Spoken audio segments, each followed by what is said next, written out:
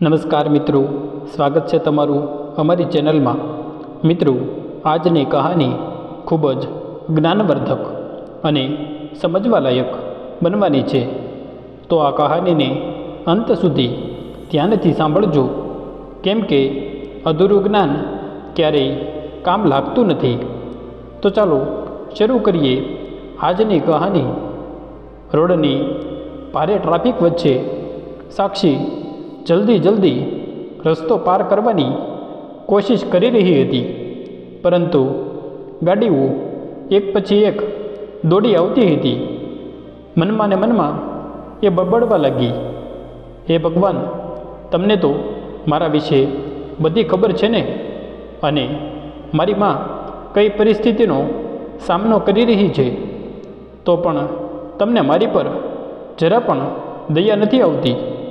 વધારે નહીં તો કંઈ નહીં, પણ આજનું ઇન્ટરવ્યૂ તો ક્લિયર કરાવી દેજો, મહેરબાની કરીને। સાક્ષીના મગજમાં આ જ બધું ચાલતું હતું ત્યારે એક તેજ રફતારથી ગાડી એની પાસેથી નીકળી અને કીચડ ઉછાળતી ગઈ અને એના કપડાં ખરાબ કરી દીધા। હવે આજ જોવાનું બાકી રહી ગયું હતું। રસ્તાની વચ્ચે ઊભેલી સાક્ષી જોરથી બૂમો પાડવા લાગી, પણ આટલું પણ બસ નહોતું। અચાનક એક ખૂબ જ તેજ ગાડી આગળ આવી અને આવતા જ પળે સાક્ષી એનાથી અથડાઈ ગઈ। ઈજા તો એને ન થઈ, પરંતુ એક તેજ ગાડીના અથડાવાના કારણે એ કીચડ ભર્યા રસ્તા પર પડી ગઈ। સાક્ષી ખૂબ જ ગુસ્સે થઈ ગઈ। એ સમયે ગાડીનો માલિક ડરીને ગાડીની બહાર નીકળ્યો અને સાક્ષી તરફ હાથ આગળ કર્યો અને ઊભી કરવા માટે, આઈ એમ સોરી બેટા, તને ઈજા તો નથી થઈ ને? એણે ચિંતિત સ્વરમાં પૂછ્યું। સાક્ષી, જેની હાલત પહેલાં જ ખરાબ થઈ ચૂકી હતી, એ પોતાના કીચડ ભરેલા કપડાને જોઈને ભડકી ગઈ। અચ્છા, પહેલાં તો તમારા જેવા અમીર લોકો રસ્તાઓ પર ગાડીઓ ભગાવો છો, અને જ્યારે કોઈ રસ્તામાં ચાલતા હોય તેને ટક્કર લાગી જાય તો સહાનુભૂતિનો દેખાડો કરવા લાગો છો। જો ઈજા થઈ પણ હોત તો શું કરી લેત તમે? મારું મોઢું બંધ કરવા માટે મને પૈસા ઓફર કરી દેત। નથી જોઈતા મને તમારા પૈસા। બોલતા સાક્ષી પોતાના રસ્તા પર પડેલા સર્ટિફિકેટ ઉઠાવવા લાગી। હું ખૂબ જ શર્મિંદા છું બેટી, તારું જાજુ કંઈ નુકસાન તો નથી થયું ને? સાક્ષી ગુસ્સામાં બોલી, અંકલ, તમારા શર્મિંદા થવાની મને નોકરી તો નથી મળવાની ને? તમારા કારણે હું મારું ઇન્ટરવ્યૂ પણ ના આપી શકી। આટલું કહીને એ આગળ વધવા લાગી। અરે બેટા, મારી વાત તો સાંભળ, કહો હવે શું કહેવું છે? સાક્ષીએ કહ્યું તો એ અંકલ હસ્યા અને બોલ્યા, બેટા, મારું નામ રમેશ વર્મા છે। આ છે મારું વિઝિટિંગ કાર્ડ। અમારી કંપની મહેનતી કર્મચારીઓની શોધમાં છે, જો ઈચ્છે તો આવી શકે છે। સાક્ષીએ કાર્ડ લીધું અને કહ્યા વગર મોઢું ફેરવીને ત્યાંથી જતી રહી। ઘરે પહોંચીને જેવી જ સાક્ષીએ ડોરબેલ વગાડ્યો તો એની મા મમતાજી દરવાજો ખોલ્યો। અરે સાક્ષી, આ શું? તારા કપડાં તો કીચડ ભરેલા છે, તું ઠીક તો છે ને? અને આટલી જલ્દી પાછી કેમ આવી ગઈ? તારે તો ઇન્ટરવ્યૂ માટે જવાનું હતું ને? શું જણાવું માં, બધું ગડબડ થઈ ગયું। પોતાનું પર્સ અને સર્ટિફિકેટ પોતાની માના હાથમાં આપતા સાક્ષી બોલી, તમે તો જાણો છો રસ્તા ઉપર ટ્રાફિક કેટલું હોય છે, ઉપરથી વરસાદના કારણે રસ્તા પરના ખાડાઓ પણ કીચડથી ભરાઈ ગયા છે। હું કંપનીમાં જવા માટે રોડ ક્રોસ જ કરી રહી હતી કે અચાનક તેજ રફતારથી આવતી એક ગાડીએ મારી પર કીચડ ઉછાળી દીધું અને ત્યારે પાછળથી એક બીજી ગાડી આવી અને મારી સાથે અથડાઈને હું નીચે પડી ગઈ. એ તો સારું થયું કે વધારે ના અથડાણી, નહીં તો આજ તો તમારી દીકરી કહેતા કહેતા સાક્ષી ચૂપ થઈ ગઈ. પણ મમતાજી પરેશાન થઈને બોલી, ઈજા તો નથી થઈ ને? અરે માં, પરેશાન થવા જેવી કોઈ વાત નથી. અંકલે ગાડીને ટાઈમ પર બ્રેક લગાવી દીધી હતી. મને ઈજા તો નથી થઈ, પણ નોકરી જેની મને સૌથી વધારે જરૂર હતી એ મને આજે પણ ના મળી શકી. પરંતુ બેટા, એ હતો કોણ? એ માણસ વિરુદ્ધ પોલીસમાં ફરિયાદ તો કરવી જોઈએ હતી. જો તને કંઈ થઈ જાત તો? નહીં માં, ભૂલ પૂરી રીતે એની પણ નહોતી. એ તો હું જ કપડાં પણ કીચડના પડવાના કારણે રસ્તાની વચ્ચોવચ્ચ ઊભી રહી ગઈ હતી. એ અંકલ તો સારા સ્વભાવના લાગી રહ્યા હતા. એણે મારી પાસે માફી માંગી. બસ હું જ ગુસ્સામાં એની પર રાડો પાડતી હતી. એ કોઈ પણ કંપનીના માલિક હતા. જતાં જતાં એ પોતાનું વિઝિટિંગ કાર્ડ પણ આપતા ગયા છે. પર્સમાં પડ્યું છે. આટલું કહીને સાક્ષીએ તિજોરીમાંથી કપડાં કાઢ્યા અને બાથરૂમમાં નહાવા માટે જતી રહી. અહીંયા મિસ્ટર રમેશ વર્મા ગાડીમાં ઘરે જતાં જતાં સાક્ષીના વિશે જ વિચારી રહ્યા હતા. જ્યારે એ ઘરે પહોંચ્યા તો એની પત્ની ગાર્ડનમાં છોડને પાણી આપતી હતી. એને જોઈને જ મિસ્ટર વર્મા બોલ્યા, શું વાત છે મેડમ? આ સાડીમાં તો તમે ખૂબ જ સુંદર લાગી રહ્યા છો. નવી ખરીદી છે કે શું? ત્યારે ગીતા વર્મા તેની તરફ જોઈને નિરાશાભર્યા સ્વરમાં બોલી, મને છેડવાનું કોઈને કોઈ બહાનું તો શોધી જ લ્યો છો તમે. આ સાડી 5 વર્ષ પહેલાંની છે. તમે જ તો મને કરવા ચોથ પર ગિફ્ટ કરી હતી. કોણ જાણે ક્યાં ધ્યાન રહે છે તમારું. તમારી સાથે એક જરૂરી વાત કરવી હતી. આપણા પુત્ર રાઘવન સંબંધ વિશે. હા કહો ગીતા, શું કોઈ છોકરી છે તારા નજરમાં? તો ગીતાજીએ કહ્યું, છોકરી તો ઘણી બધી છે, પણ કોણ જાણે શું કામ રાઘવ લગ્નનું નામ સાંભળીને જ ચીડાઈ જાય છે. રાઘવના મામાનો ફોન આવ્યો હતો. જણાવી રહ્યા હતા કે એની નજરમાં એક છોકરી છે, એના બાજુમાં જ રહે છે, ખૂબ જ સારો પરિવાર છે. આ વાત સાંભળીને રમેશજી થોડા ઉત્સાહિત થઈને બોલ્યા, તો પછી મોડું કઈ વાતનું? આજે સાંજે જ જ્યારે રાઘવ ઓફિસથી ઘરે આવશે તો આપણે બધા એના મામાની ઘરે જઈએ. છોકરો છોકરી એક વખત મળી લેશે.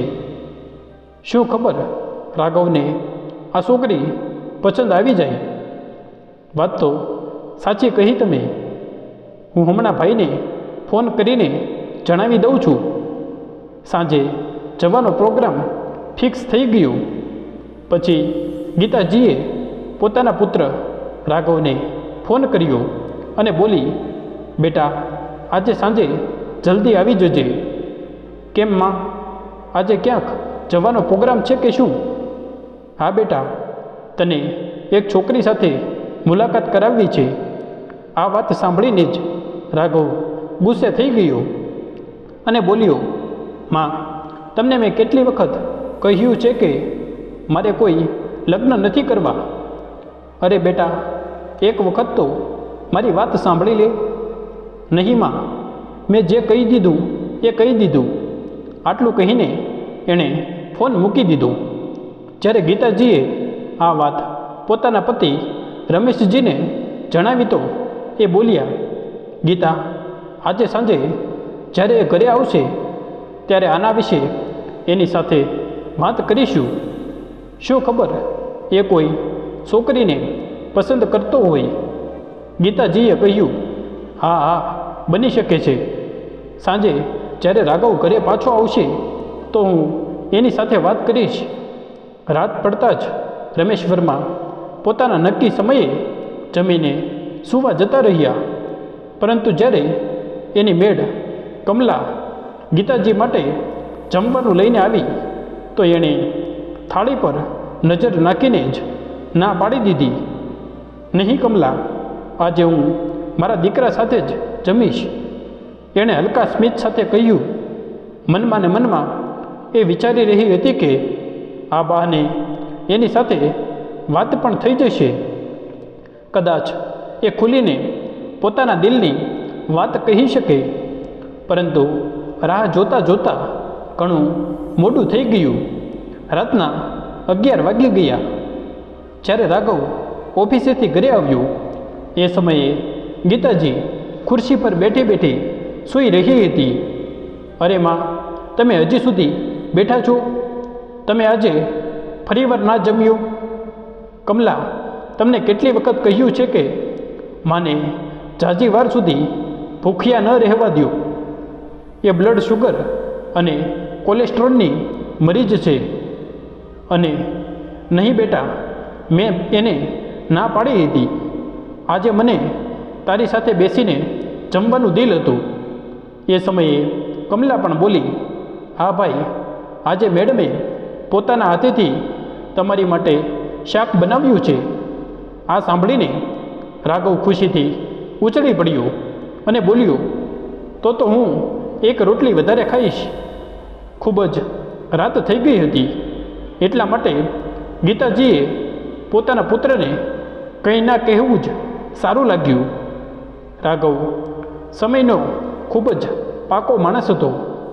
હર રોજે એ નક્કી કરેલા સમયે ચાલવા જતો અને ઠીક સમયે પાછો પણ આવી જતો. પરંતુ આજે જ્યારે એ ચાલીને પાછો આવ્યો તો જોયું કે એની માં હજી સુધી રૂમમાંથી બહાર નહોતી આવી. ચિંતિત થઈને એ સીધો પોતાના રૂમમાં જતો રહ્યો. અંદર જઈને જોયું કે માં ઉઠી ગઈ હતી, પણ કોઈ ઊંડા વિચારોમાં ખોવાયેલી હતી. શું વિચારી રહી છો માં? એવું શું જોઈ લીધું ફોનમાં? ત્યારે ગીતા વર્મા બોલી, તારા વિશે વિચારી રહી હતી બેટા. આ થોડી છોકરીઓના ફોટા છે, જરા જોઈને જણાવ કે તને કંઈ છોકરી પસંદ છે? અરે માં, તમે સવારમાં શરૂ થઈ ગઈ. જલ્દીથી તૈયાર થઈ જાઓ અને સૌથી પહેલાં જમી લ્યો. પોતાના સ્વાસ્થ્ય વિશે તમે જરા પણ નથી વિચારતી. પરંતુ બેટા, મારી વાતને ટાળવાની કોશિશ ના કર. જિંદગીમાં કામકાજ સિવાય પણ ઘણું બધું હોય છે. એક ઉંમર આવ્યા પછી લગ્ન તો કરવા જ પડે છે ને. આ જો તારા મામાએ એકથી એક સુંદર અને સારા પરિવારની છોકરીઓના ફોટા મોકલ્યા છે. મોબાઈલ પર આંગળીઓ ચલાવતી ગીતાજી બોલતી જતી હતી અને જેવી જ ફોન પરથી નજર હટાવી અને સામે જોયું તો રાઘવ ત્યાંથી જઈ ચૂક્યો હતો. કોણ જાણે આ છોકરાને લગ્નના નામ પર એટલી નફરત શું કામ છે? આજે ફરીવાર મને જાળમાં ફસાવીને નીકળી ગયો. પેલી બાજુ સાક્ષી આજે ઇન્ટરવ્યૂ આપવા માટે તૈયાર થઈ રહી હતી. ત્યારે તેની માં મમતાજી એની માટે દહીં અને ખાંડ લઈને આવી અને પ્રેમથી ચમચી લઈને એને ખવડાવવા લાગી. એક ચમચી દહીં લેતા જ સાક્ષીની હસી નીકળી ગઈ. અરે માં, આ દહીં અને ખાંડ સાથે જ નોકરી અપાવી શકે તો આ દુનિયામાં કોઈ પણ બેરોજગાર નહીં બચે. કહેતા જ સાક્ષી જલ્દીથી પોતાનું પર્સ અને સર્ટિફિકેટ લઈને ઇન્ટરવ્યૂ આપવા માટે નીકળી ગઈ. અને બપોરે જ્યારે ઘરે આવી તો એના મોઢા પર નિરાશા હતી. એને જોતાં જ મમતાજી બોલ્યા, કંઈ વાંધો નહીં બેટા, નિરાશ ન થા. જરૂર કોઈ સારી નોકરી તારી રાહ જોઈ રહી હશે.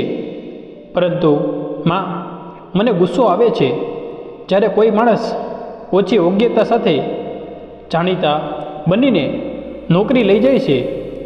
માં, જો આ મહિને નોકરી ન મળી તો ઘર ખર્ચ ચલાવવો મુશ્કેલ થઈ જશે.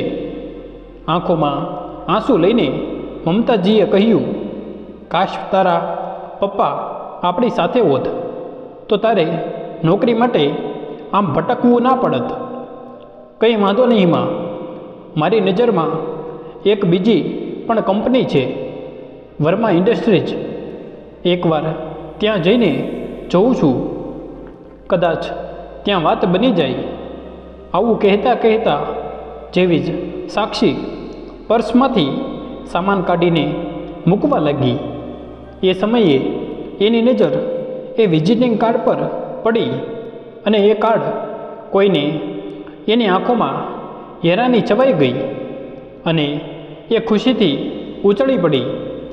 અરે બાપરે, આ તો કમાલ થઈ ગયું માં, મને વિશ્વાસ નથી આવતો. સાક્ષી જોરથી રાડો પાડવા લાગી.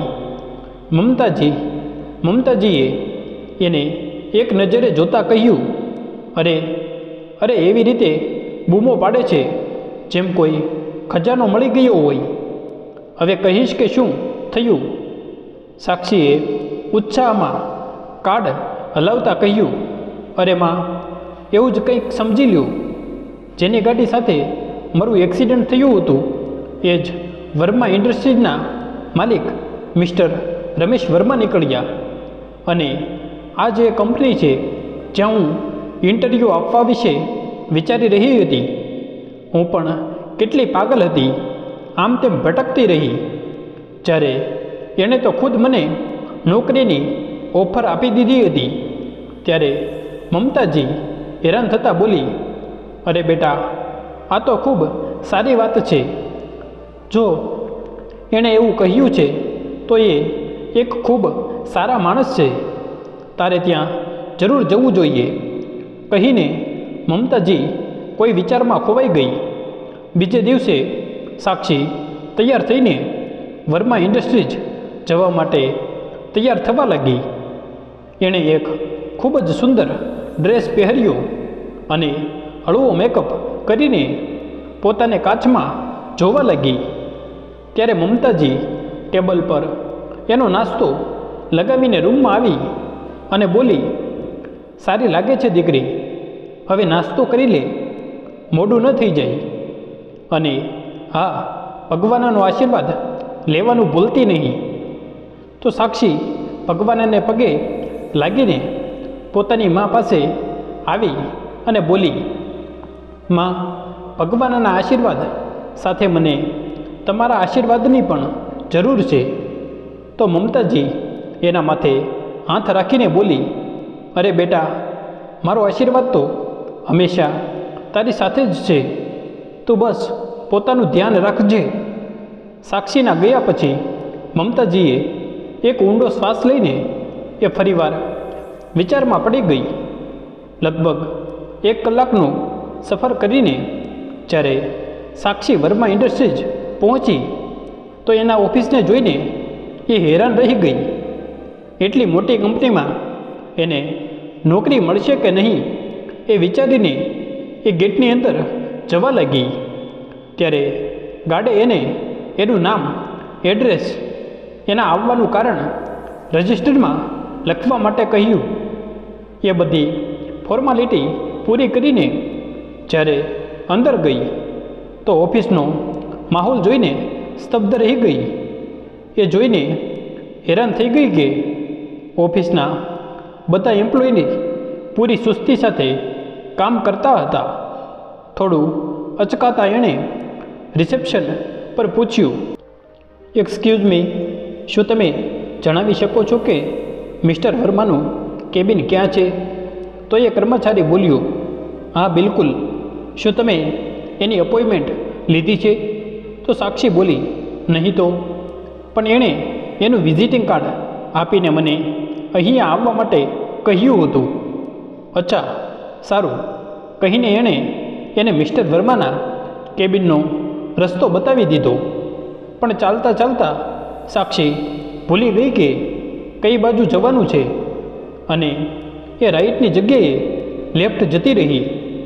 જ્યાં રાઘવ વર્માનું કેબિન હતું ત્યાં જઈને પૂછ્યું તો એક કર્મચારીએ જણાવ્યું કે મિસ્ટર વર્મા તો હમણાં જ ગયા, તમે કાલે આવીને મળી લેજો. તો સાક્ષીએ કહ્યું, જુઓ સર, હું ખૂબ દૂરથી આવી છું. જો બની શકે તો આજે મને એની સાથે મળાવી દો. મેડમ, જો તમે એને મળવા માંગતા હોય તો તમારે ઓછામાં ઓછા 3-4 કલાક રાહ જોવી પડશે. જી હા, રાહ જોઈ લઈશ, કહીને સાક્ષી કેબિનની બહાર પડેલી ચેર પર રાહ જોવા લાગી. 4 કલાક વીતી ગયા. થાકના કારણે થોડા સમય માટે જ સાક્ષીને ઊંઘ આવી ગઈ. એ વચ્ચે રાઘવ વર્મા પોતાના કેબિનમાં જવા લાગ્યા તો એણે જોયું કે એક છોકરી ચેર પર બેસીને સૂઈ રહી છે. અચાનક એની પાસે જઈને બોલ્યું, જોવો મેડમ, આ તમારું ઘર નથી જે અહીંયા બેસીને આરામ કરવા લાગ્યા. પોતાની સામે ઊભેલા યુવકને આ રીતે બોલતા જોઈ સાક્ષી પણ ગુસ્સામાં આવી ગઈ અને બોલી, સાંભળો મિસ્ટર, મને પણ નથી ખબર કે તમે કોણ છો, પણ તમે આ રીતે મારી સાથે વાત નથી કરી શકતા. મને કોઈ આરામ કરવાનો શોખ નથી. હું ખૂબ દૂરથી આવી હતી અને થાકી ગઈ હતી અને લગભગ 4 કલાકથી મિસ્ટર વર્માની રાહ જોઈ રહી હતી, જેના કારણે મને ઊંઘ આવી ગઈ. અને કોઈ બીજું પણ મારી જગ્યાએ હોત તો એ પણ કદાચ આવું જ કરત. જી નહીં, બધા લોકો એક જેવા નથી હોતા. આટલું કહીને રાઘવ વર્મા પોતાના કેબિનમાં જતો રહ્યો. થોડી વાર પછી સાક્ષીને મિસ્ટર વર્માના કેબિનમાં જવા માટે કહ્યું, પરંતુ જેવી જ સાક્ષી કેબિનમાં ગઈ તો સામે ખુરશી પર એ જ યુવક એ જ ખુરશી પર બેઠો હતો, જે હમણાં થોડી વાર પહેલાં એને ખરું ખોટું સંભળાવીને ગયો હતો. એને જોઈને સાક્ષી વિચારમાં પડી ગઈ. શું એ આજ મિસ્ટર વર્મા છે જેની સાથે એ મળી હતી? ક્યાંક એ ખોટી જગ્યાએ તો નથી આવી ગઈ? ત્યારે રાઘવ વર્માએ કહ્યું, જી કહો, શું કહેવા માંગો છો તમે? તો સાક્ષીએ એ જ વિઝિટિંગ કાર્ડ બતાવતા કહ્યું, આ કાર્ડ મને મિસ્ટર વર્માએ આપ્યું હતું અને અહીંયા આવવા માટે કહ્યું હતું. મને પણ નોકરીની શોધ હતી, આટલા માટે હું અહીંયા આવી ગઈ. સાક્ષીની વાત સાંભળીને અચાનક રાઘવ વર્મા હસવા લાગ્યો અને બોલ્યો, જો તમને લાગે છે કે અહીંયા એમ જ કોઈને નોકરી મળી જાય છે તો એ તમારી ખૂબ મોટી ભૂલ છે. તમે મને તમારી રિઝ્યુમ આપી દો. જો તમારી જરૂર હશે તો તમારી પાસે ફોન આવી જશે. અને તમારી જાણકારી માટે જણાવી દઉં કે મિસ્ટર રમેશ વર્મા, જેની રાહ તું 4 કલાકથી જોઈ રહી હતી, એનું કેબિન આ નથી. હજી સુધી એ પોતાના કેબિનમાં જ બેઠા હતા. હવે એ જઈ ચૂક્યા છે. આ સાંભળીને સાક્ષી સ્તબ્ધ રહી ગઈ અને સામે ખુરશી પર બેઠેલા યુવકનો વ્યવહાર જોઈને એ થોડી શાંત થઈ ગઈ. એનો આત્મવિશ્વાસ ક્યાંક ખોવાઈ ગયો હતો. એણે કાપતા હાથે પોતાની ફાઇલમાંથી રિઝ્યુમ કાઢીને એની સામે ટેબલ પર મૂકી દીધા અને જેવી જ ઊભી થઈને જવા લાગી તો રાઘવ વર્માએ કહ્યું, ખૂબ દૂરથી આવ્યા છો, પહોંચતા પહોંચતા અંધારું થઈ જશે. આજકાલ વાતાવરણ પણ સારું નથી, એટલા માટે હું ઓફિસની ગાડીથી તમારા જવાની વ્યવસ્થા કરાવી દઉં છું. થોડી જ વારમાં એક કર્મચારી અંદર આવ્યો અને બોલ્યો, સર, ગાડી આવી ગઈ છે. રાતના લગભગ 8 વાગ્યે સાક્ષી પોતાના ઘરે પહોંચી ગઈ. જોયું તો એની માં બાલ્કનીમાં જ ઊભી હતી અને લગાતાર ગેટ તરફ જ જોઈ રહી હતી. સાક્ષીને જોઈને તેના જીવમાં જીવ આવ્યો. શું થયું માં? એટલી પરેશાન કેમ છો? અરે બેટા, મને તારી ચિંતા થઈ રહી હતી અને ઉપરથી તારો ફોન પણ નહોતો લાગતો. અને તું જાણે છે કે તારા પપ્પાના ગયા પછી કહેતા કહેતા મમતાજીના સ્વર અટકવા લાગ્યા. અરે માં, હું ભણેલી ગણેલી છું, સમજદાર છું, નાની થોડી છું, કહીને સાક્ષી પોતાની માના આંસુ લૂછવા લાગી. અચ્છા, જલ્દીથી ફ્રેશ થઈ જા, રસોઈ તૈયાર છે. જમતા જમતા મમતાજીએ છોકરીને પૂછ્યું, એ તો કહે બધું કેવું રહ્યું? સારું જ હતું. ત્યાં મિસ્ટર વર્મા સાથે વાત થઈ કે નહીં? ખબર નહીં માં, હું ખૂબ જ થાકી ગઈ છું, એટલા માટે સૂવા જઈ રહી છું, કહીને સાક્ષી પોતાના રૂમમાં જતી રહી. મમતાજી સમજી નહોતી શકતી કે શું થયું છે. પેલી બાજુ પોતાની પથારી પર સૂતી સાક્ષી સમજવાની કોશિશ કરતી હતી કે આ રાઘવ વર્મા કઈ ટાઈપના માણસ છે. પહેલાં તો મારી સાથે એટલો ખરાબ વ્યવહાર કર્યો, પછી મારું ધ્યાન રાખીને ઓફિસની ગાડીથી મને ઘરે ડ્રોપ કરાવી. અહીંયા ઘરે પહોંચ્યા પછી રાઘવ વર્મા પણ સાક્ષી વિશે વિચારી રહ્યા હતા. વિચારતા વિચારતા એના મોઢા પર એક સ્મિત આવી ગયું. એ સમયે મિસ્ટર રમેશ વર્મા એની રૂમમાં આવ્યા અને બોલ્યા, વાહ, આજ તો મારા પુત્રના મોઢા પર સ્મિત છે. શું વાત છે? અરે કંઈ નહીં પપ્પા, આજે ઓફિસમાં એક છોકરી આવી હતી, તમારું વિઝિટિંગ કાર્ડ બતાવી રહી હતી અને કહી રહી હતી કે તમે એને ઓફિસ આવવા માટે કહ્યું છે. તો રમેશ વર્મા વિચારમાં પડી ગયા કે એવી કોઈ છોકરી હશે જેને મેં મારું વિઝિટિંગ કાર્ડ આપ્યું હશે. એ જોવામાં કેવી હતી બેટા? રમેશજીએ પૂછ્યું. તો રાઘવ બોલ્યો, સાધારણ છોકરીની જેમ એણે ડ્રેસ પહેર્યો હતો. અચ્છા, હવે યાદ આવ્યું. એ દિવસે મેં જણાવ્યું હતું ને, મારી કાર સામે એક છોકરી આવી ગઈ હતી અને હેમખેમ બચી હતી. મારા વિચારથી આ એ જ છોકરી છે, પણ ખૂબ સારી છોકરી છે. ક્યાંક ઇન્ટરવ્યૂ આપવા માટે જઈ રહી હતી ત્યારે મારી કાર એની સાથે અથડાઈ ગઈ અને એ કિચડમાં પડી ગઈ. એની જગ્યાએ કોઈ બીજી હોત તો મારી પાસેથી પૈસા લેવા માટે મને પોલીસની ધમકી આપી દેત, પરંતુ એણે એવું કંઈ ન કર્યું. અચ્છા, તો તે શું કર્યું? ખૂબ જ ઉમ્મીદ લઈને આવી હશે, રમેશજીએ પૂછ્યું. તો રાઘવ બોલ્યો, અરે પપ્પા, એ છોકરી તો મને મૂર્ખ લાગી. પૂરા 4 કલાક મારા કેબિન બહાર બેસીને એણે તમારી રાહ જોઈ. એક વખત પણ એણે કોઈને પૂછ્યું નહીં કે એ કેબિન કોનું છે. અને પછી જ્યારે અંદર આવી તો મારી સાથે વાત કરતાં પણ એનો અવાજ અને એના હાથ કાંપી રહ્યા હતા. હા, ક્યારેક ક્યારેક પરિસ્થિતિ જરૂર માણસને મૂર્ખ બનાવી દે છે. આ વિચારીને રાઘવ વિચારમાં પડી ગયો. બીજે દિવસે જ્યારે એ ઓફિસ પહોંચ્યો ત્યારે એના કાનોમાં હજી એના પિતા દ્વારા કહેલા શબ્દો ગુંજી રહ્યા હતા. ક્યારેક ક્યારેક પરિસ્થિતિ એવી થઈ જાય છે કે માણસને મૂર્ખ બનાવી દે છે.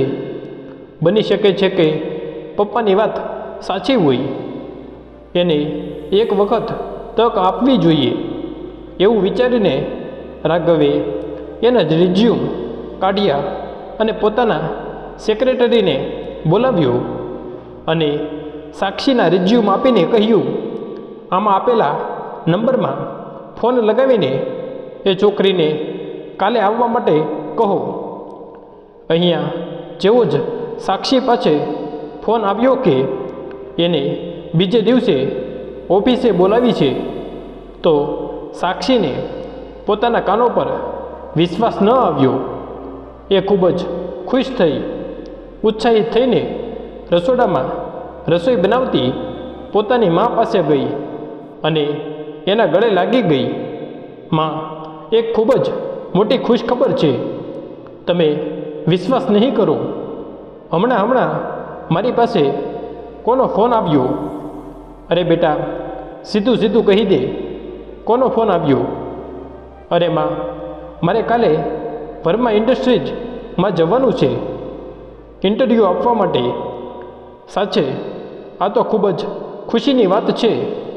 મમતાજીની આંખોમાં એક ચમક આવી ગઈ અને પછી બોલી, બેટા, કાલે શું પહેરીને જવાનું છે એ અત્યારથી કાઢીને મૂકી દે, નહીં તો હંમેશાની જેમ તું પોતાની ડ્રેસને લઈને વિચારમાં પડી જાય છે અને આજે સમય પર સૂઈ જજે. ઇન્ટરવ્યૂના બીકમાં વળતી સવારે સાક્ષીની ઊંઘ જલ્દી ખુલી ગઈ અને પછી એ જ થયું જે હંમેશાથી થતું આવતું હતું. પોતાની ડ્રેસને લઈને એને ફરીવાર કન્ફ્યુઝન થઈ ગયું. પછી એણે એક ખૂબ જ સુંદર ટોપ અને જીન્સ પહેરીને એક ઓફિસ ગર્લની જેમ તૈયાર થઈ ગઈ. ત્યારે એની માં મમતાજી રૂમમાં આવી અને બોલી, આજે તો તું ખૂબ જ સુંદર લાગી રહી છે. ખબર છે બેટા, તારા પપ્પાનું સપનું હતું કે એની દીકરી એક દિવસ પોતાના પગ પર ઊભી થઈ જાય. આજે એ હોત તો ખૂબ જ ખુશ થાત. અને પછી બોલી, હું પણ કઈ વાત લઈને બેસી ગઈ. હવે જલ્દી કર, તારે મોડું ન થઈ જાય. આજે જ્યારે સાક્ષી ઓફિસ પર પહોંચી તો એને કંઈ પૂછવાની જરૂર ન પડી. એ સીધી મિસ્ટર રાઘવ વર્માના કેબિન સુધી પહોંચી ગઈ અને બહાર બેસીને રાહ જોવા લાગી. થોડી જ વારમાં એને અંદર બોલાવી લીધી. સામે જોયું તો ત્યાં રાઘવ વર્મા સાથે બીજા 4 લોકો પણ બેઠા હતા, જેમાંથી એક મિસ્ટર રમેશ વર્મા પણ હતા. સાક્ષીએ માથું નમાવીને બધાનું અભિવાદન કર્યું. બધાએ વારાફરતી પોતાના સવાલ પૂછ્યા અને સાક્ષીએ ખૂબ આત્મવિશ્વાસ સાથે પોતાનો જવાબ આપ્યો. પછી રમેશજીએ એને બહાર રાહ જોવા માટે કહ્યું. થોડી વાર પછી મિસ્ટર રમેશ વર્મા બહાર આવ્યા. ત્યારે સાક્ષી ઊભી થઈને એને પગે લાગી. તો એને આશીર્વાદ આપતા રમેશ વર્મા બોલ્યા, બેટા, તને જલ્દી જ ફોન કરીને જાણકારી આપી દેવામાં આવશે અને મને વિશ્વાસ છે કે જ્યારે તું અમારી કંપની જોઈન કરીશ તો એને ખૂબ ઊંચાઈ પર લઈ જઈશ. ધન્યવાદ કહીને જેવી જ સાક્ષી બહાર જવા લાગી તો રમેશજીએ ડ્રાઈવરને બોલાવ્યો અને એને ઘરે પહોંચાડવા માટે કહ્યું. અને અહીંયા રાઘવ વર્મા એના આત્મવિશ્વાસથી ખૂબ જ પ્રભાવિત થઈ ગયા હતા. ન ઈચ્છતા હોવા છતાં પણ તે વારે વારે સાક્ષી વિશે જ વિચારી રહ્યા હતા. પછી ખુદથી જ બોલી ઉઠ્યા કે હું સાક્ષીને કેમ એટલી પસંદ કરવા લાગ્યો છું. પણ વળતી જ ક્ષણે મનમાં ને મનમાં બોલ્યો, નહીં, હવે મારી જિંદગીમાં કોઈ પણ છોકરી માટે કોઈ જગ્યા નથી. એક વખત પ્રેમમાં દગો મળ્યા પછી હું આ મુસીબતમાં ફરીવાર પડવા નથી માંગતો. હકીકતમાં લગભગ 3 વર્ષ પહેલાં રાઘવને એક સુંદર છોકરી સાથે પ્રેમ થઈ ગયો હતો. ધીરે ધીરે વાત અહીંયા સુધી પહોંચી કે એ બંને સાથે જીવવા મરવાની કસમ પણ ખાઈ લીધી હતી. રાઘવે વિચારી લીધું હતું કે એ ખાલી એની સાથે જ લગ્ન કરશે, પણ એક દિવસ રાઘવના એક ખાસ મિત્રએ જેને જણાવ્યું કે એ સાંભળીને રાઘવના પગ નીચેથી જમીન સરકી ગઈ, અને જ્યારે એણે બધી જાણ ભેગી કરી તો ખબર પડી કે એ છોકરીના તો પહેલેથી જ લગ્ન થઈ ગયા હતા અને ખાલી પૈસા માટે એની સાથે પ્રેમનો ઢોંગ કરતી હતી. એ દિવસ પછીથી એને પ્રેમ પરથી વિશ્વાસ ઉડી ગયો હતો અને એણે કસમ ખાઈ લીધી હતી કે હવેથી એની જિંદગીમાં કોઈ છોકરી નહીં આવે જે એની ભાવનાઓ સાથે રમી શકે. પરંતુ આજે ન જાણે કેમ એને ફરીવાર પ્રેમનો અહેસાસ થઈ રહ્યો હતો. વળતી સવારે જ્યારે રાઘવ વર્મા ચાલીને ઘરે પહોંચ્યા તો મિસ્ટર રમેશ વર્મા એની રાહ જોઈ રહ્યા હતા. એને જોઈને બોલ્યા, તો બેટા શું વિચાર્યું તે? શેના વિશે પપ્પા? અરે તારી પર્સનલ સેક્રેટરી માટે કાલે જે ઇન્ટરવ્યૂ લીધું હતું, હું એની વાત કરું છું. પોતાની જિંદગીના છેલ્લા અનુભવોને જોઈને રાઘવ સાક્ષીથી દૂર રહેવા માંગતો હતો. એટલા માટે બોલ્યો, મને તો લાગે છે પહેલાંની જે પર્સનલ સેક્રેટરી હતી એ જ સારી છે. પણ બેટા, મને તો સાક્ષી આ પોસ્ટ માટે બિલકુલ સારી લાગી, અને આનું એની ક્વોલિફિકેશનના બળ પર નહીં, પરંતુ એટલા માટે કહી રહ્યો છું કે છોકરી બાકી લોકોથી ખૂબ જ અલગ છે અને બાકી લોકોથી વધારે પ્રતિભાશાળી છે. સારું પપ્પા, હું બીજા બધાને પૂછીને તમને જણાવું છું. ઓફિસ પહોંચીને જ્યારે રાઘવે બધા લોકોનો અભિપ્રાય લીધો તો બધાએ સાક્ષીનું જ નામ લીધું. હવે રાઘવ પાસે એને સિલેક્ટ કરવા સિવાય બીજો કોઈ રસ્તો ન હતો. એટલા માટે એણે પોતાના પિતાને ફોન કરીને જણાવી દીધું. સવારના 10:30 વાગી રહ્યા હતા જ્યારે સાક્ષીના ફોનની રિંગ વાગી, પરંતુ એ હજી સુધી સૂઈ રહી હતી. આખી રાત એ ઓફિસ વિશે જે વિચારતી રહેતી. બેટા, તારા ફોનની રિંગ વાગે છે અને તું છે કે નિશ્ચિત થઈને આરામથી સૂઈ રહી છે, મમતાજીએ કહ્યું. પણ સાક્ષી તો ઊંઘમાં હતી. પછી છેલ્લે મમતાજીને જ ફોન ઉપાડવો પડ્યો. પણ જેવો જ ફોન ઉપાડ્યો તો બીજી બાજુથી મિસ્ટર રમેશ વર્માનો અવાજ આવ્યો. હેલો, હું વર્મા ઇન્ડસ્ટ્રીઝથી બોલી રહ્યો છું. રમેશ વર્મા? જી નમસ્તે સર, હું સાક્ષીની માં બોલી રહી છું. નમસ્તે, શું હું સાક્ષી સાથે વાત કરી શકું છું? જી, હું હમણાં બોલાવું છું, કહીને મમતાજી ફરીવાર રૂમમાં આવી અને સાક્ષીના મોઢા પર પાણીનો છંટકાવ કર્યો. તો સાક્ષીએ એ સમયે ઊંઘમાંથી જાગી ગઈ. મમતાજીએ ધીરેથી કહ્યું, મિસ્ટર વર્માનો ફોન છે. તો સાક્ષીએ પોતાની માના હાથમાંથી ફોન લઈને કહ્યું, હેલો, ગુડ મોર્નિંગ સર, હું સાક્ષી બોલી રહી છું. ગુડ મોર્નિંગ બેટા, તને એ જણાવવા માટે ફોન કર્યો છે કે કાલથી જ તું અમારી કંપનીમાં જોઈન કરી શકે છે.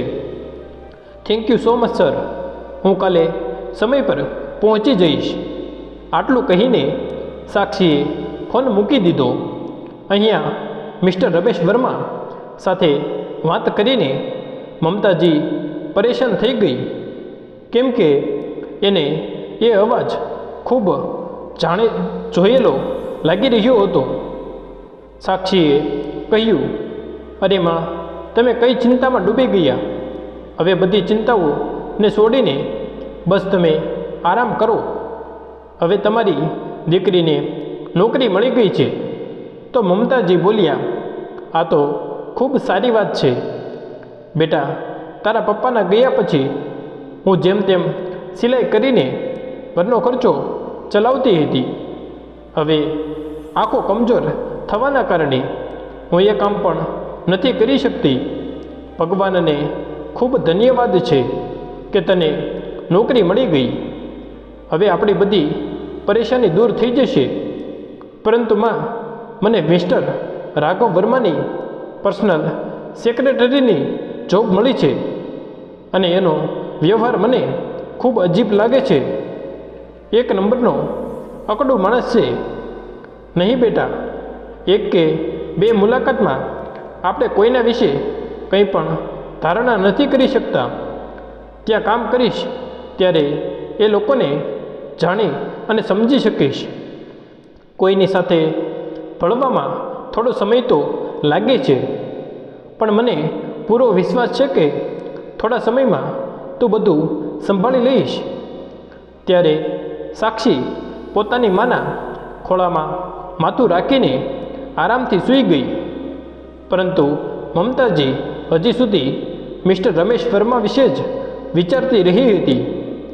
એ અવાજ એને જાણીતો લાગી રહ્યો હતો. પછી બેઠા બેઠા અચાનક બોલી પડી, નહીં નહીં, આ એ રમેશ નથી હોઈ શકતા. ક્યાં એ મિડલ ક્લાસ ફેમિલીમાં રહેવાવાળો રમેશ અને ક્યાં એ વર્મા ઇન્ડસ્ટ્રીઝના માલિક મિસ્ટર રમેશ વર્મા. વિચારતા વિચારતા એ પોતાના ભૂતકાળની યાદોમાં ખોવાઈ ગઈ. એક સમય હતો જ્યારે કોલેજમાં ભણતી હતી, તો એ કોલેજમાં એક મધ્યમ વર્ગનો એક સાધારણ યુવક રમેશ પણ ભણતો હતો. જોવામાં ઠીકઠાક હતો, પણ સ્વભાવનો ખૂબ જ શાંત અને મધુર. ધીરે ધીરે મમતા એની તરફ આકર્ષિત થતી ગઈ અને એ પણ મમતાની ખૂબસૂરતી અને સરળતા પર મન મોહી બેઠો હતો. બંને એકબીજાને ખૂબ પસંદ કરવા લાગ્યા હતા. પણ જેવી જ મમતાના ઘરવાળાને આ વાતની ખબર પડી તો એના પિતાએ એની જિંદગી વિશે એવો નિર્ણય લીધો કે જેણે ક્યારેય એની કલ્પના નહોતી કરી. પૂરા 10 દિવસમાં મમતાના લગ્ન કોઈ બીજા છોકરા સૂરજ સાથે કરી દીધા. આમ તો સૂરજ સારા પરિવારનો હતો, પણ એને દારૂ પીવાની અને સટ્ટો રમવાની ખૂબ જ ખરાબ આદત હતી. જ્યાં સુધી મમતાને આ વાતની ખબર પડી ત્યાં સુધીમાં એક દીકરીની માં બની ચૂકી હતી.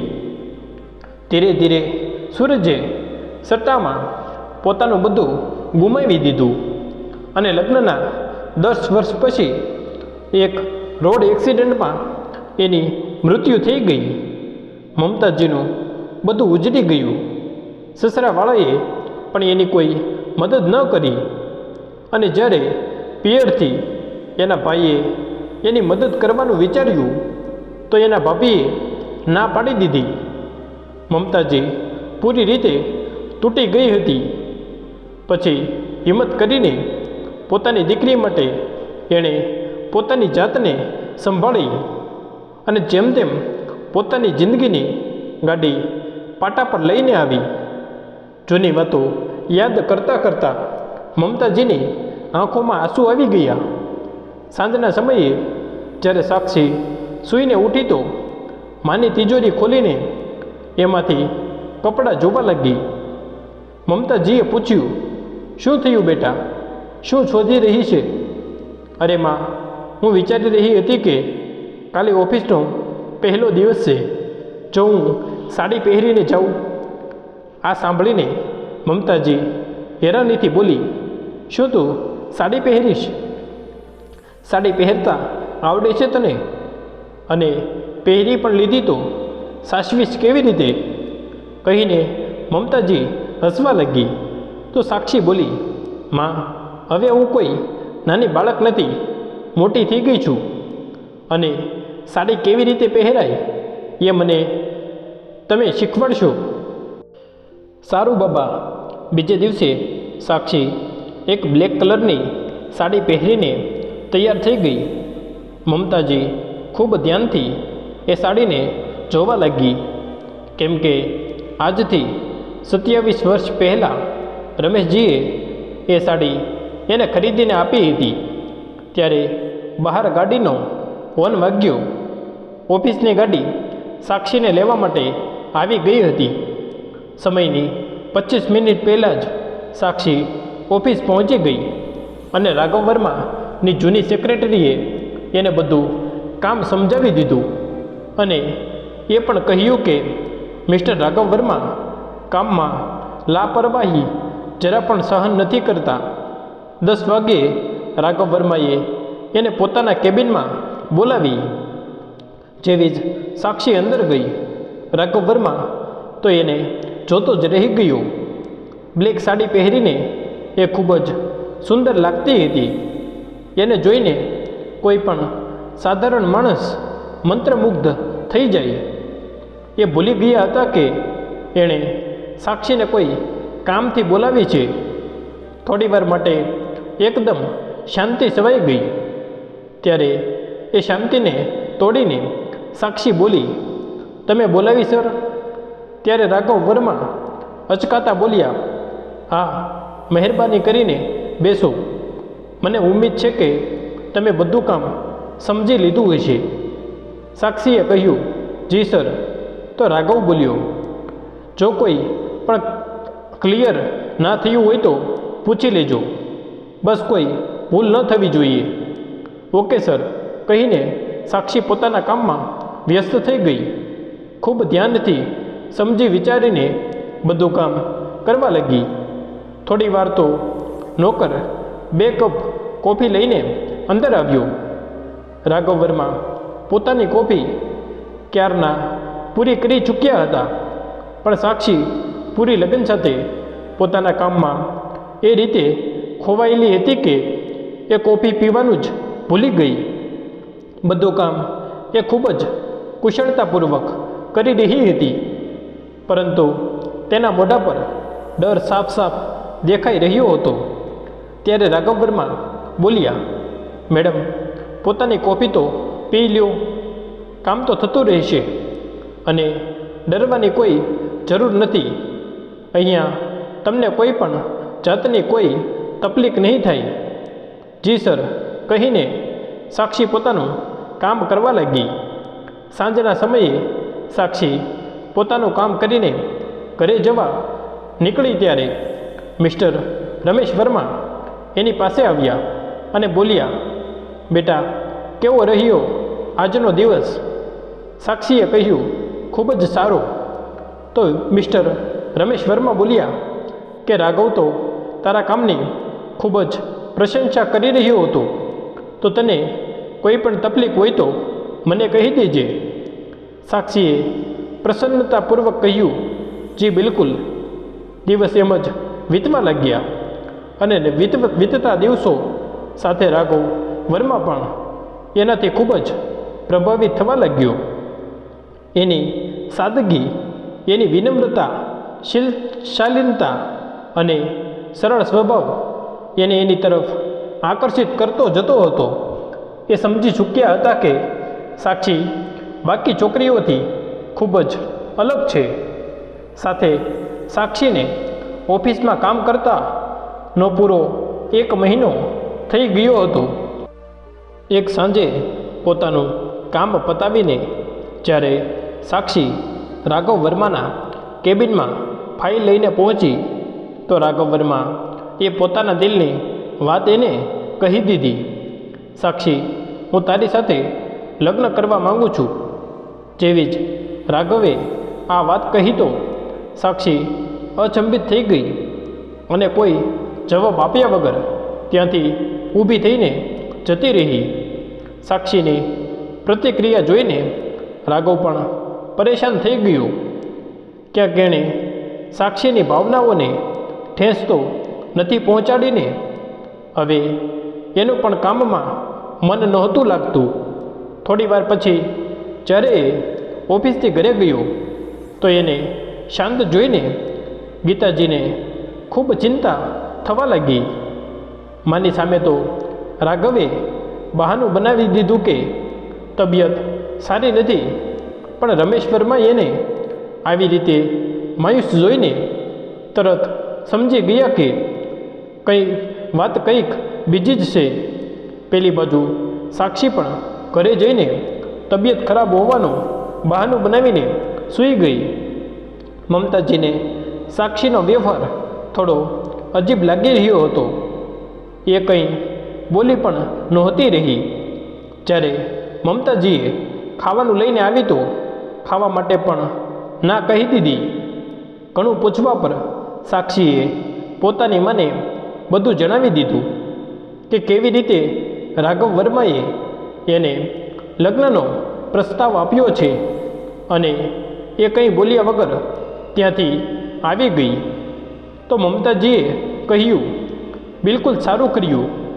લગ્નની બાબતમાં ઉતાવળ સારી નથી હોતી. પછી કંઈક વિચાર્યા પછી સાક્ષી બોલી, પરંતુ માં, મને લાગે છે કે એ સારા દિલના માણસ છે. એટલી મોટી ઇન્ડસ્ટ્રીઝના એક જ માલિક છે. એને તો કોઈ પણ સારી છોકરી મળી શકતી હતી, પણ એણે મને જ પસંદ કરી. કેમ કે એ માણસના સ્ટેટસથી નહીં, પરંતુ એના ગુણોથી એને પરખે છે. સારું બેટા, પણ સમજી વિચારીને જ નિર્ણય લેજે. મમતાજી આટલું કહીને રસોડામાં ચા બનાવવા માટે જતી રહી. ઘણીવાર વિચાર્યા પછી સાક્ષી એક નિર્ણય પર પહોંચી ગઈ અને એણે પોતાનો ફોન લઈને રાઘવ વર્માના નંબર પર મેસેજ કર્યો, જેમાં લખ્યું હતું કે હું પણ તમને પસંદ કરવા લાગી છું. મારો જવાબ હા છે. સંયોગથી એ સમયે રાઘવ વર્માનો ફોન રમેશ વર્મા પાસે પડ્યો હતો. જેવો જ એણે સાક્ષીનો મેસેજ જોયો, એણે સમજતા જરા પણ વાર ન લાગી કે પ્રેમની બાબત છે. એણે તરત સાક્ષીને ફોન કર્યો અને કહ્યું, બેટા, હું થોડી જ વારમાં તારી ઘરે આવું છું. મને તારી મા સાથે મળવું છે. આટલું કહીને ફોન મૂકી દીધો. જ્યારે સાક્ષીએ પોતાની માને આ વાત જણાવી તો એ જલ્દીથી ઘરની હાલત સુધારવા લાગી ગઈ.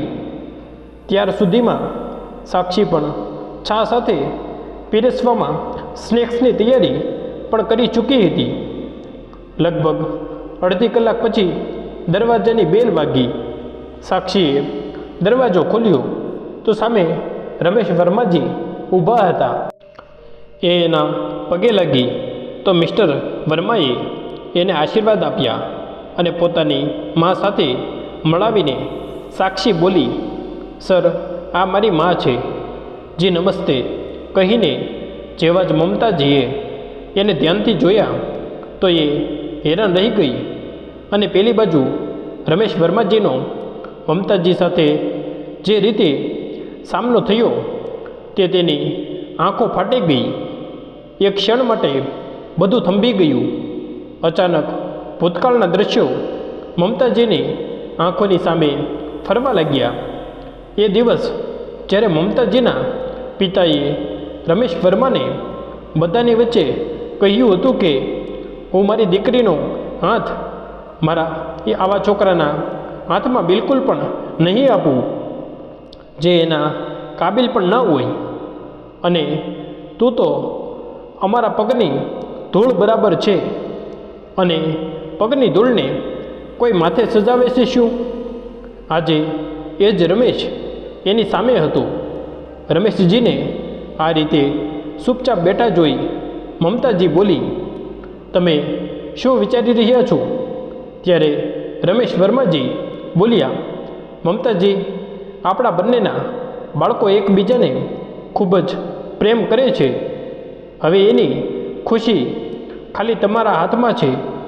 હું નથી ઈચ્છતો કે જે વર્ષો પહેલાં થયું હતું એ અત્યારે પાછું થાય. જે હું તમારી વાતથી બિલકુલ સહમત છું. એટલા માટે મને લાગે છે કે જલ્દી જ બાળકોને લગ્નના અતૂટ બંધનમાં બાંધી દેવામાં આવે. હું નથી ઈચ્છતી કે મારા પરિવારવાળા આ સંબંધનો વિરોધ કરે. એટલા માટે લગ્ન પછી જ એને આના વિશે જાણ કરીશું. એ સમયે સાક્ષી પણ ચા સાથે નાસ્તો અને મીઠાઈ લઈને આવી. તો રમેશજી એનું મોઢું મીઠું કરીને બોલ્યા, બેટા, હવે જલ્દીથી તું અમારી ઘરે આવી જા.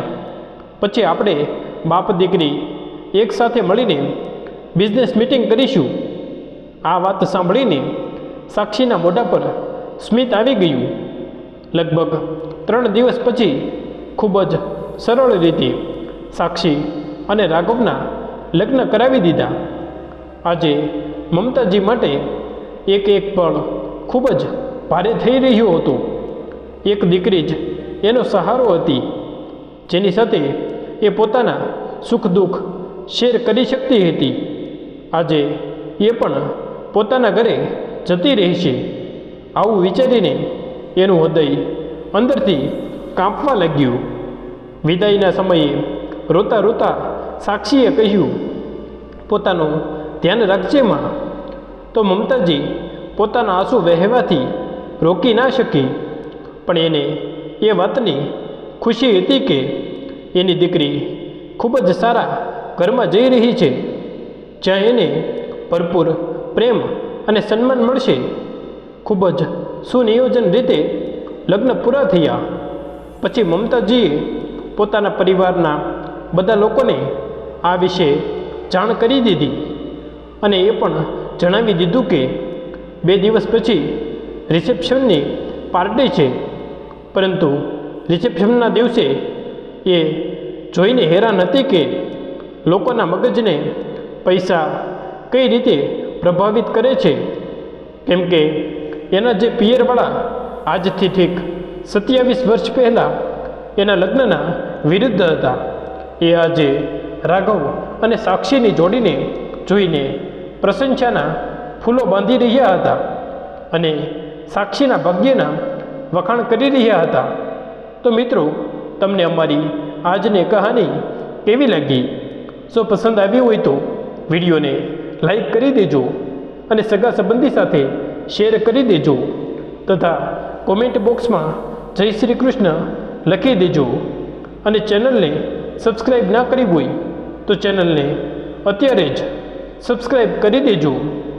જય શ્રી કૃષ્ણ. ધન્યવાદ.